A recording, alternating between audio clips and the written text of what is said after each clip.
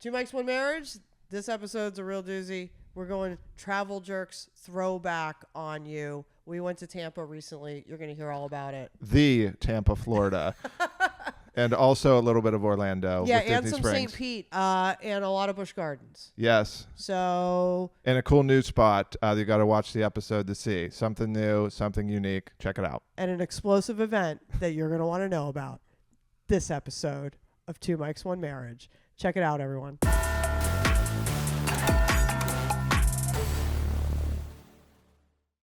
rolling. Let me give her a clap. That's a good one. Great.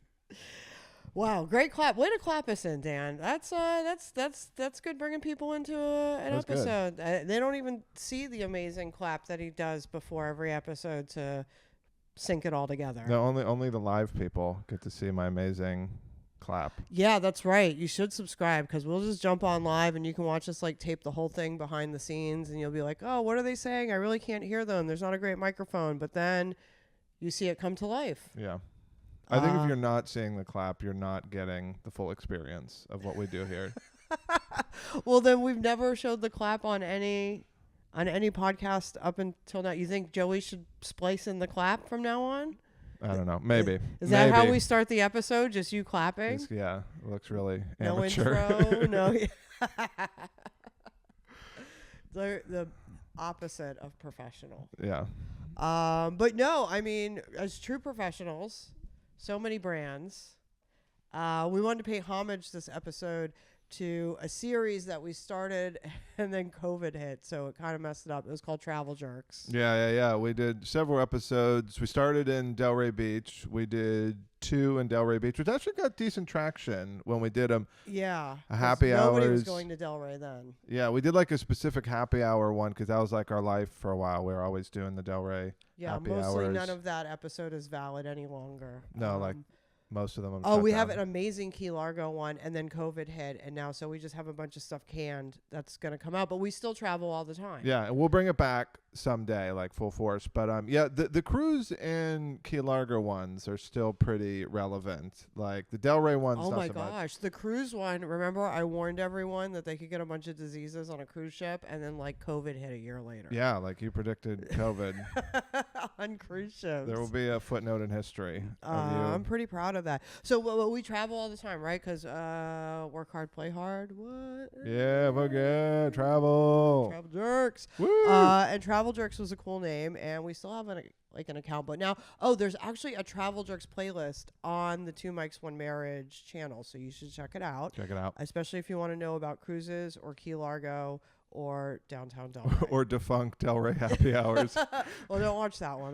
Yeah. But we hit Tampa recently. It was a Tampa St. Pete / going to Busch Gardens. And a little and just a hint of Orlando. Oh, that's right. On the way there, we stopped at Disney Springs. So yeah, we hit all the places in Central Florida that are generally important. Well, we hit Disney Springs first, so we love Disney Springs. Like, we love it. We have a Disney Springs problem. Yeah. It's definitely a problem. And we keep finding new things to do there, so it perpetuates the problem. Well, there's so many great new things to find and do there. That's right. Yeah. We love Disney Springs, and so can you. Please, hashtag Two Mics, One Marriage. Had us come to Disney Springs. Yeah. Sponsor us, Walt. Yeah. No, but this is the newest thing. So we've gone to Disney Springs a bunch of times, never gone to Gideon's. Yeah, Gideon's Bakehouse. That's what it is. It's famous there, and it always has a line, which we're always like, that's obnoxious to stand in a line for a bakehouse. But that's what it's famous for. I'm going to tell you, I had no idea what was even inside that bakehouse. All I knew about it until before we went in for the first time ever is that it was the place that always had a really long line that I wasn't going to stand in. Yeah, and we're always like, this is stupid. We're not going to wait in a line lines are dumb. For cookies and whatever else we thought was in there. But then we went there because the weather was shitty that day. Which is the move. And the line was really short when we got there. So we're like, okay, this is like a maybe 15, 20-minute wait, which is the shortest. Normally it's like 30 to 40 plus. Yeah, hour. Like It's around like the wrapped corner, around yeah. this corner thing, and people have like snacks and umbrella. It always looks like a lot because it's hot. Yeah. You know, especially if you're there during the day or you're hungry if you're there at night. It's a mess no matter what. It's a no go. Post rain was the move. It was It's the even a move. little like drizzling, but not bad enough that you would care if you're from Florida. No, you just had me run and get you an espresso martini while you stood in Boom. line. That's so the move. I went to the mean- boathouse, got you an espresso martini. We waited in line for not that long, got in there, and surprise, surprise, another line. You get to get into another it line. did go from a line to a line, which is super annoying. Disney, get the fuck out of here. Yeah. With your lines, but the inside was weird. In It a was good cool way. though. It was interesting. It's like kind of almost like spooky a little bit. Oh, we have pictures. We'll put pictures up. Oh, everything we talk about, we have a bunch of pictures that we never post because we don't care about other people, but we care about you for subscribing to Two Mics One Marriage. That's what we do. So you'll get to see the behind the scenes, the actual photos that don't make the Instagram. Yeah, we'll have some pictures. I don't remember if we took any I in there, did. but either. No, oh, I you took did. some Oh, really that's cool right. ones. You did take some good I'm ones. an So yeah, amazing picture taker. yeah. All right, so we'll show some of them. But yeah, so you go in though, and it's like weird because you finally get in there, and it looks cool, and then you look down, and you're like, oh, it's another line queue, and there's no baked goods around you. And it's not like it's kind of small inside too, where I thought like you're gonna walk in and it's this like big open thing, almost like the Lego store or whatever there, and you can kind of explore. But no, it's just like another line with like stuff along the side of the walls, like cool posters and like books and stuff. It looks cool inside. The motif was cool, but Yeah. like okay, so even though I'm gonna say, and I don't mean to spoil here, but up front it was a million times better than the Disney Cake Shop on the Disney Yes. Boardwalk. But when you walked into the Disney Cake Shop, it was like one cake after another cake. It was like baked goods Yeah. all around you for you to kind of look at. This Ton of sprinkles. wasn't like that. It was like we walked into like a hidden bakery at Harry Potter where like you couldn't see any of the things Yeah. you were about to buy. That's a good comparison. It felt like something in like Diagon Alley, like almost like the spooky part in Diagon Alley. You go in there and then it's not like there's a ton of options as far as what to buy. Like there's maybe what 10 things or whatever, but I will say it's a small menu, what we did get, it lived up to the hype. right? Small but mighty. Yeah, small but Oh my mighty. goodness. Despite the line, despite whatever, which wasn't that long, it was really good. Like it lived up. Sorry. No, we would go back. Look, you're getting all like choked up about it Yeah. because it was some of the best baked goods we've had. So for a while we were on the sprinkles grind, but like, and who doesn't love a cupcake ATM, right? Like at 11 o'clock at night, don't you want to get your cupcakes for an ATM? Everybody does. Yeah, I didn't mean to get so emotional there, but Yeah, it's okay. it was Well, you it know was what? good. It For- lived up to it. It was probably the best like cake, cupcakes, whatever we've got in Orlando between Disney and Universal. It's like the best ones For we've got. so many of our recent visits, we've been like, man, we'll eat the sprinkles cupcakes, but it's just not what they used to be. Yeah. And now we found. Now this is my question to you though. So we go back to Disney Springs, and the line is longer. Do we stand in the line now? Do we like it enough to stand in a line, or is this only like a post rain outing only? I think it's only post rain. I just don't believe in it. You're counting on a lot. Because I think what they do in there, what they sell is great. It's the best, but I still just don't believe in waiting super long For baked goods. for baked goods, for a cupcake or cake. It's ridiculous. Especially when there's a cupcake ATM right around Yeah, the corner. no I matter- mean, how immediate is that? Yeah, no matter how good it is, I just don't think you can justify waiting for that. It's So not a it was ride. magical, though. It Yeah. kind of like set off what we thought was going to be like a magical tone for the entire trip. Yes. And It wasn't all magic. well, no. Well, we got to Tampa late. Yeah. We chose something called the Bliss Suite. It was an Airbnb. It sounded really nice. It had some cute little pictures. This is the part. It was 5 minutes from Busch Gardens, which is where we were really trying to be. We were going to go to Busch Gardens and come back and eat lunch and go back to Busch Gardens. That was the plan. But it was starting to get rainy, and like everything was closed in Tampa, and there was this bar open to midnight, and it was like almost 11. Yeah. And we're like, let's go eat there really quick. It was Yeah. like a full restaurant bar. we walk in, and it's like 10 minutes to 11.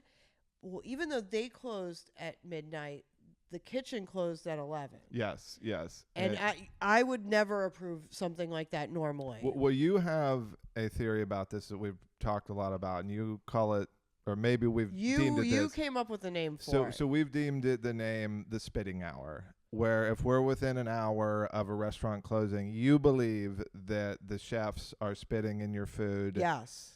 And I think they're irate that we even have the audacity to order within 40 minutes of the kitchen closing. Yeah, so we rarely do it. So we were within the spitting hour. But we were so hungry, and we had a magical time at Disney Springs.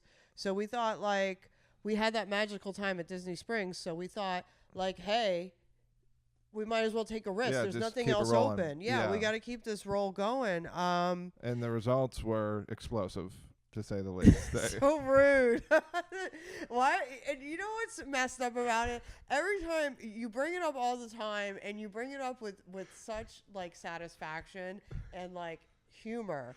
And the fact is about 3:00 in the morning, I got violent food poisoning. And I've never gotten food poisoning like this before. Like, I've gotten like a little like throw up-y before, but like I always thought the term coming out both ends was like people like overstating their night.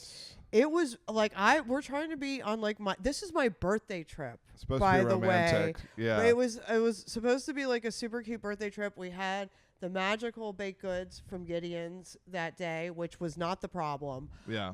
Because we both ate those. Yeah. No, it was. But what we did not both eat is the dinner I got in the spitting hour of the restaurant we went to that I knew only proved your case. God. And it was, the bathroom was very close to the bed, so it was like the splash zone for me. It was.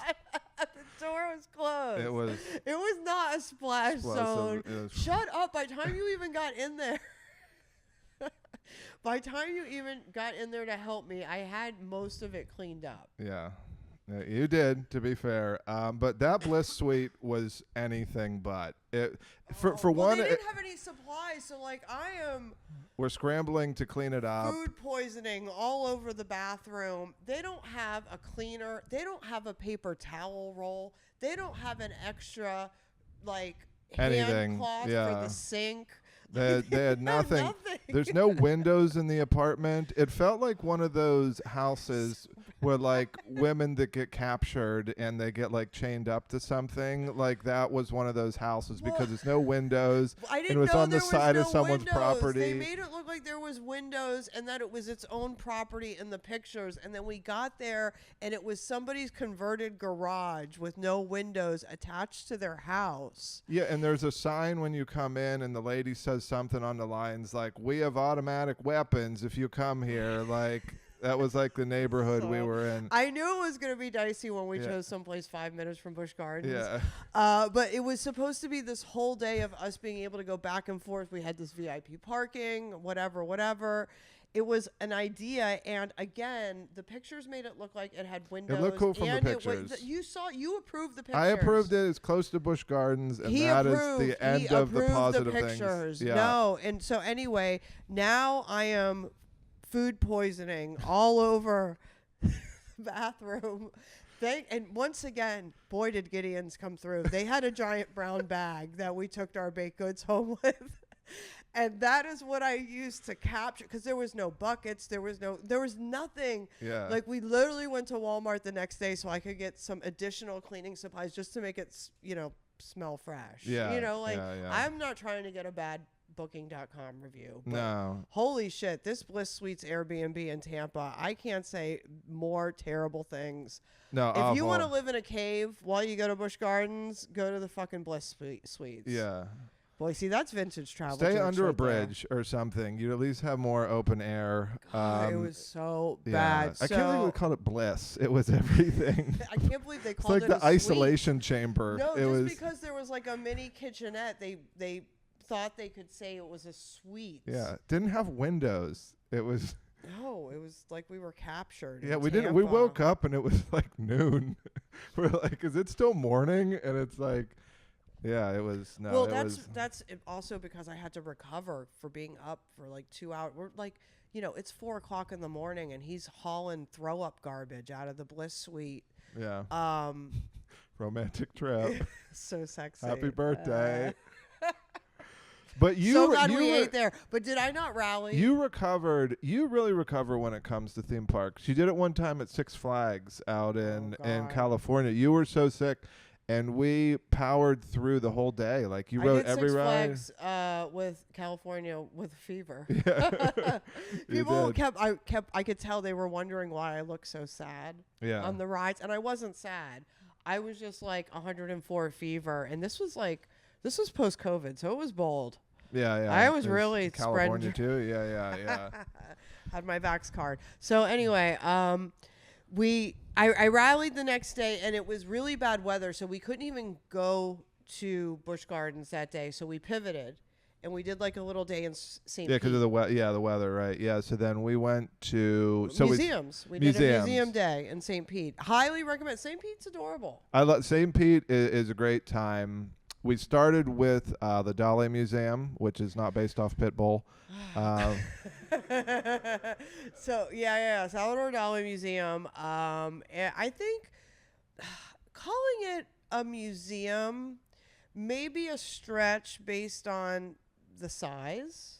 I thought it sucked. Thought maybe exhibit plus an exhibit plus a gift shop would Yeah. be more accurate. Yeah, here I will say this though, as a caveat. I think part of it may have been under construction when we were there. They had some That- closed rooms, so I'm not sure what was there. So I think there might have been part of it we that didn't we do didn't. the big ball outside, whatever that that thing is. in- It was yeah, an it was a- upcharge though. You had it to was pay an more. upcharge, and you had to wait in this long line, and it was like and I like fully immersive things. So right, like I'm down on the fully immersive, but it's like, do I need to do an upcharge to stand in a line at a museum to go No. into a ball to see more interactive art? We did No. the 3D or the what was it called? The goggles. Yeah, it was the what is it? Augmented reality. Yes. Yes, we did the augmented reality, and which was cool for you because Loved it was a lot of So the Dali's paintings and stuff all kind of in one thing. But Like they brought it into like an immersive experience where you're in there with your goggles and you can go around this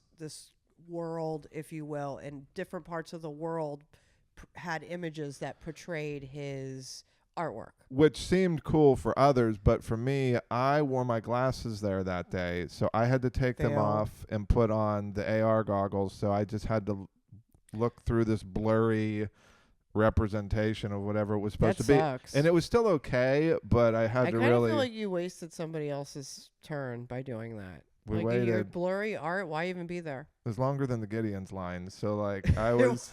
It was a little longer than It the was Gideon. so But it like, was the best part of the museum because it was so small. It's like Yeah. you walked into a giant gift shop, you went to one floor of paintings. so we were bored by the regular artwork, so we needed augmented needed reality. immersive, So we yeah. needed a ride. But I to- feel like it was.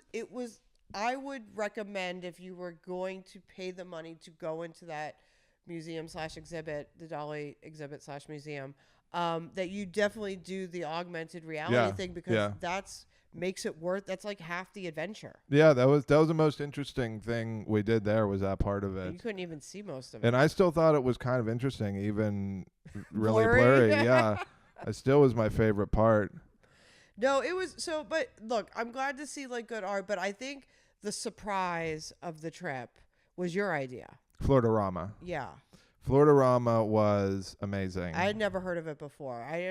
I mean, you just kind of looked at things in St. Pete. Yeah, I was just looking at St. Pete, and it looked weird. So We like weird. I like weird, and it was an immersive experience. I wasn't quite sure, but I thought, after that dud of a Dali Museum, I was like, let's go. It wasn't a dud. It was kind of a dud. No, we got. I don't have it with us. I should have brought it as a prop. We haven't put it up yet. We got a melting. Yeah, We gave got a them more melting money. clock souvenir. That is cool. Boom. The clock is good, which we'll probably hang up in one yeah, of it's these gonna go episodes. someplace. Yeah. Stay tuned for that. Hey, subscribe if you want to see what the Dali melting clock looks like.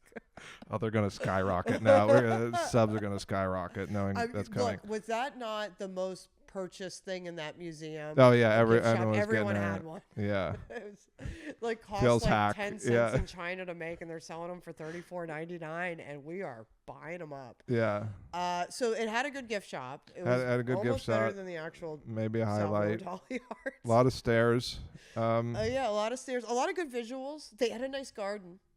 We like a good garden. Yeah, the garden was good. I think it might have been a few butterflies, which is a prerequisite and just a for heads me. up, in the Key Largo Travel Jerks episode, Dan does not like every butterfly One garden. dot of a butterfly garden, so, zero you know, butterflies. So Not even watch a that monarch. episode if you want to hear a scathing review of a butterfly garden. That should be our new channel. It's just me reviewing butterfly gardens harshly.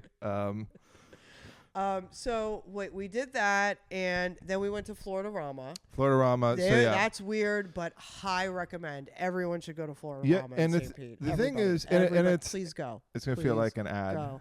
You see that? And it's for all ages. Because there's like a scavenger hunt for the kids, but like a lot of the imagery is so strange, and it's like so adult. It is not really for kids. Yeah, that one like room. You can get away with taking for kids, and kids won't even get the adultness of it.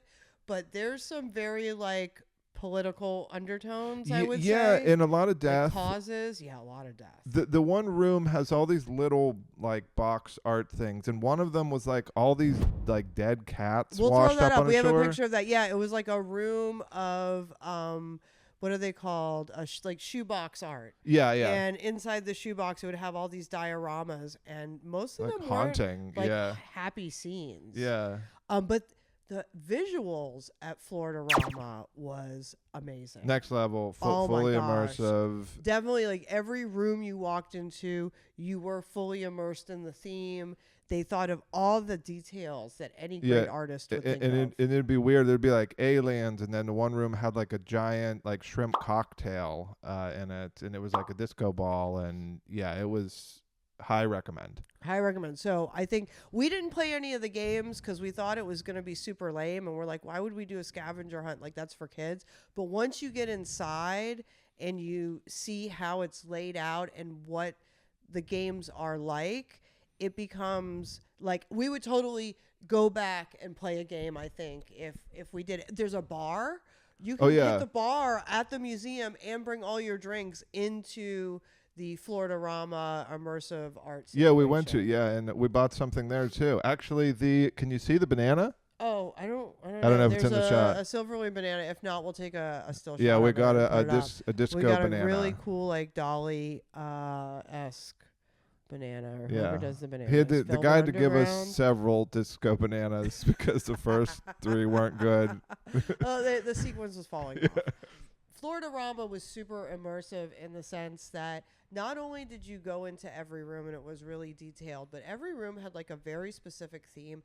And even if you were a kid and you could enjoy the visual, as an adult, you definitely could see the underlying messages, I guess, that they were putting out there via About the exhibit. death.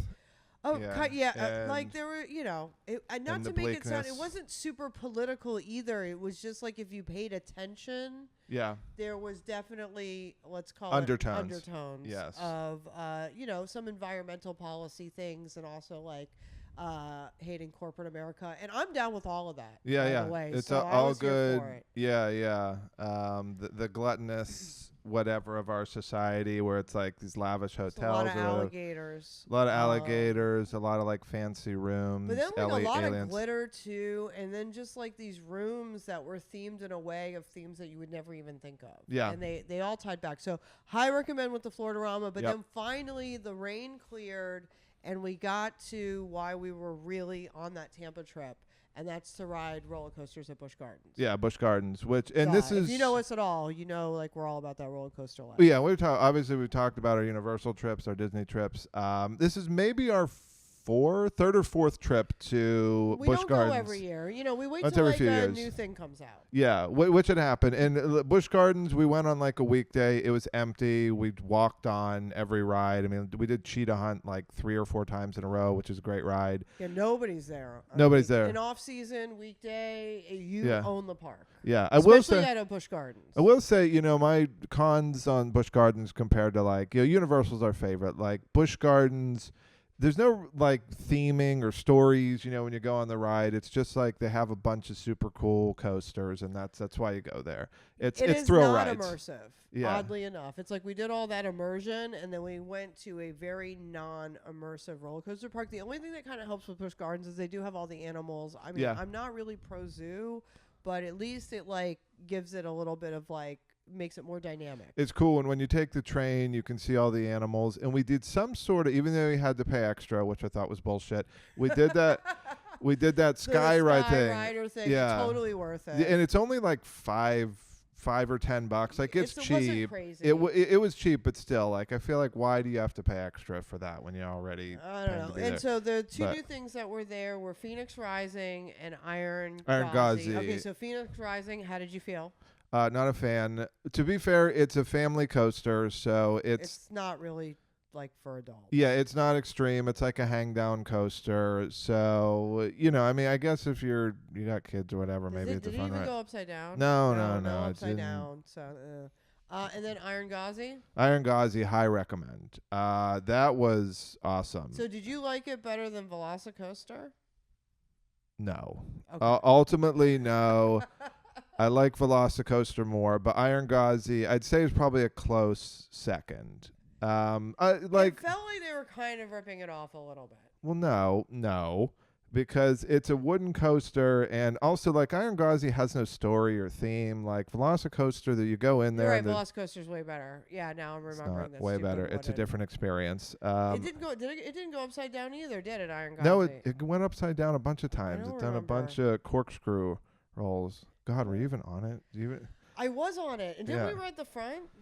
Yes, we did. We always try to ride the front on every new ride. That was the experience. Only time we kind of had to wait a little bit because it wasn't very efficient because when we went on an off day, they're only running like one coaster at a time. So that was the only one that felt like it kind of took a little bit to get on, but that maybe took 20 minutes, which in the grand scope of things for theme parks, that's not that long. But I recommend. Boy, are we spoiled. We're like, ugh, we waited 20 minutes for the brand new roller coaster. Yeah. But that's what happens when you go off season, middle of the week. Great first drop, lots of roll. I mean, it's smooth, you know, for being but it's like a wooden hybrid. It's not really wooden. It's just like they kept the frame around it, but then they just built a coaster underneath the wood. Yeah, so I would say high recommend for Iron Gauzy. All right, and then that pretty much recapped our Tampa trip, right? That's everything. And we came home and started getting ready for our next trip. Yeah.